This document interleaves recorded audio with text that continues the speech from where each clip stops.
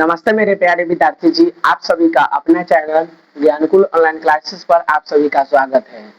तो हमारे प्यारे विद्यार्थी जी, आज से हम लोग हिंदी व्याकरण की क्लास को स्टार्ट करेंगे और हमने बोला था, और यह 1-2 महीना बाद क्लास हो रहा है, इससे कोई दिक्कत नहीं होना चाहिए। और आज से हम लोग रेगुलर हिंदी व्याकरण का क्लास स्टार्ट करेंगे और हिंदी व्याकरण बिल्कुल जीरो से लेकर हाई लेवल तक पढ़ेंगे। तो चलिए आज की क्लास को शुरू करते हैं। पहले मार्कर ले लेते हैं और मार्कर और डस्टर। तो हिंदी व्याकरण आज होगा। तो आज की क्लास शुरू करने से पहले गणेश जी के आशीर्वाद को लेकर शुरू करते हैं। तो आपका स्वागत है आज से ज्ञानकुल ऑनलाइन क्लासेस पर, और वो भी हिंदी व्याकरण के क्लास में। हिंदी व्याकरण आज से होगा और एकदम बेसिक से हाई लेवल तक होगा। तो शुरू से हम लोग पढ़ेंगे और पहला चैप्टर पढ़ेंगे हम लोग। हमने आप लोगों को बताया था कि हिंदी व्याकरण की क्लास होगी, वो 1 महीना पहले बताया था, लेकिन आज से हम लोग क्लास स्टार्ट करेंगे और आज हम लोग पढ़ेंगे वर्ण। तो वर्ण होगा हमारा चैप्टर पहला, और इसका कुछ भाग पढ़ेंगे और कुछ भाग आगे मतलब जितना हो सके आज पढ़ेंगे। तो चलिए वर्ण की पहले परिभाषा को देखते हैं। वर्ण वर्ण भाषा की सबसे छोटी इकाई है। यानी वर्ण जो होता है, वर्ण भाषा की ये जो वर्ण है वो भाषा की सबसे छोटी यानी सबसे छोटी इकाई है। वर्ण भाषा की सबसे छोटी इकाई है। ये जो वर्ण होता है ना, वो भाषा की सबसे छोटी इकाई होती है, मतलब बहुत छोटा से छोटा, जिसका खंड या टुकड़ा नहीं किया जा सकता, नहीं किया जा सकता वर्ण कहलाता है। यानी वर्ण भाषा की सबसे छोटी इकाई है जिसका खंड या टुकड़ा नहीं किया जा सकता, वर्ण कहलाता है। यानी वर्ण जो होता है ना, वो भाषा की सबसे छोटी इकाई होती है और जिसका खंड या टुकड़ा नहीं कर सकते हैं उसे हम वर्ण कहते हैं। तो आप लोगों को आसान भाषा में ऐसे ही समझाएंगे और आगे मतलब पूरा व्याकरण आप लोगों को पढ़ाया जाएगा। तो आप लोग पढ़िए। यानी वर्ण पढ़ा दिए, तो इसके जैसे में देखिए, यानी वर्ण भाषा की सबसे छोटी इकाई हो सकता है अ।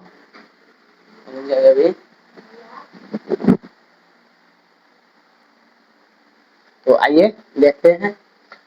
जैसे वर्ण भाषा की सबसे छोटी इकाई में हो सकता है अ, हो सकता है आधा क। यानी क में अगर हलंत, यानी क में अगर कुछ में अगर चेन पा रहे तो इसको हम आधा पढ़ेंगे। आधा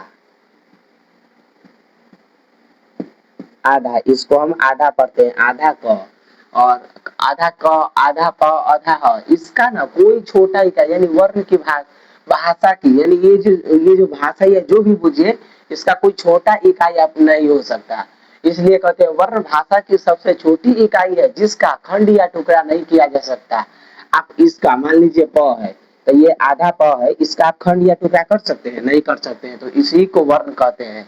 मान लीजिए आधा व है, आधा ब है, आधा ब है, इसका आप खंड या टुकड़ा नहीं कर सकते हैं और इसी को वर्ण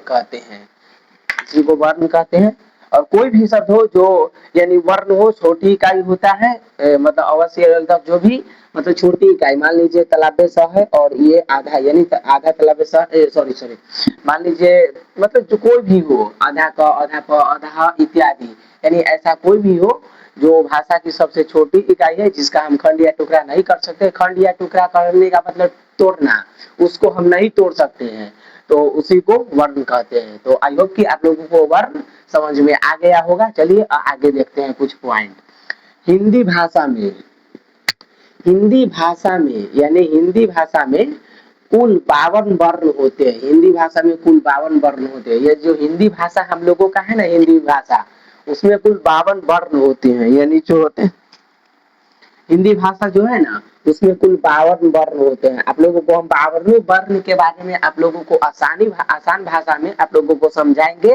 तो हिंदी भाषा में 52 वर्ण कौन कौन होता है, कौन वर्ण का कैसे पहचान किया जाता है, व्यंजन, स्वर, ह्रस्व स्वर, बहुत तरीका से आप लोगों को पढ़ाया जाएगा। यानी हिंदी भाषा में कुल 52 वर्ण होते हैं। अब आगे अगला पॉइंट देखते हैं। वर्णों के समूह को वर्णमाला कहते हैं। यानी ये जो वर्णों के समूह होता है ना, वर्ण यानी इसका सबके समूह होगा ना, एक समूह बनेगा। मान लीजिए आधा क,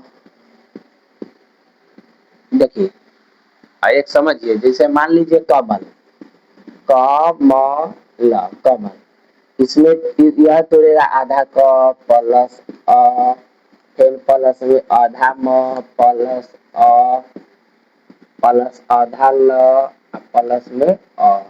ये जो समूह होता है ना, ये समूह, इसी को हम वर्णमाला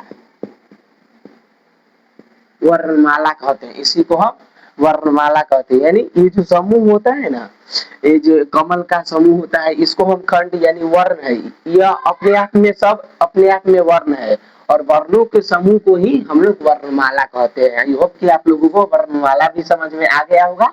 यानी वर्णों के समूह को वर्णमाला कहते हैं। आप लोगों को क्लास में ही याद हो जाएगा, ऐसा पढ़ाया जाएगा आसान भाषा में कि आप लोगों को क्लास में ही याद हो जाएगा। तो चलिए आगे बढ़ते हैं। वर्ण अगला पॉइंट है हमारा। वर्ण, वर्णों के दो भेद होते हैं। यानी वर्ण जो होता है ना, ये जो वर्ण है उसका दो भेद होते हैं। वर्णों के दो भेद होते हैं, यानी वर्ण का दो भेद होता है। पहला होता है स्वर्ण वर्ण, दूसरा का व्यंजन वर्ण। वर्ण के दो भेद होते हैं, पहला स्वर्ण वर्ण, दूसरा का व्यंजन वर्ण। तो आज के क्लास में इतना ही, और आप लोगों को मतलब अगली क्लास में छोटा छोटा ही आप लोगों को क्लास मिलेगा, 10 मिनट का, 15 मिनट का। तो अगली क्लास में हम लोग समझेंगे स्वर्ण वर्ण किसे कहते हैं और एवं उनके प्रकार। स्वर्ण वर्ण किसे कहते हैं एवं उनके प्रकार को हम मतलब समझेंगे। तो फिर से हम लोग एक बार पढ़ लेते हैं। तो चलिए, आज के क्लास में हमने देखा कि वर्ण, वर्ण क्या है। वर्ण भाषा की सबसे छोटी इकाई है जिसका खंड या टुकड़ा नहीं किया जा सकता, वर्ण कहलाता है। यानी वर्ण भाषा की सबसे छोटी इकाई होता है जिसका खंड या टुकड़ा नहीं किया जा सकता, उसे वर्ण कहते हैं। जैसे में हमने देखा आधा क, आधा प, ये भी हो सकता है, मतलब बहुत तरीका से होता है। ये भी आधा, मतलब जैसे आ होगा तो अ में जोड़ अ, इसी को आ कहते हैं। सॉरी, जैसे मान लीजिए आ है तो इसका अ और प्लस अ, तो यह भी सब वर्ण ही कहलाता है। तो वर्ण यानी जो भाषा की सबसे छोटी इकाई होती है, यह सब छोटी इकाई है और इसी को वर्ण कहते हैं। और आगे बढ़े हम लोग, हिंदी भाषा में कुल 52 वर्ण होते हैं। आप लोगों ने देखा कि हमारा जो भाषा है हिंदी, उसमें कुल 52 वर्ण होते हैं। हम लोग आसान भाषा में, बिल्कुल आसान मतलब में समझेंगे तो वो 52 वर्ण कौन कौन होता है और किस वर्ण का पहचान कैसे किया जाता है। और वर्णों के समूह को वर्णमाला कहते हैं। हम लोगों ने हमने समझाया कि वर्णों का कैसा समूह होता है, जो एक शब्द बनता है उसी को हम वर्णमाला कहते हैं। जैसे हम कमल का क, कमल का हमने ऑप्शन दिया, कमल का हम लोगों ने एग्जाम्पल देकर बताया कि वर्णों के समूह को वर्णमाला कहते हैं। वर्णों के दो भेद होते हैं, स्वर्ण वर्ण, व्यंजन वर्ण। तो आज के क्लास में इतना ही, और अगला क्लास में हम लोग पढ़ेंगे स्वर्ण वर्ण किसे कहते हैं एवं उनके प्रकार को। तो चलिए, आज के लिए क्लास में इतना ही, तब तक के लिए जय हिंद।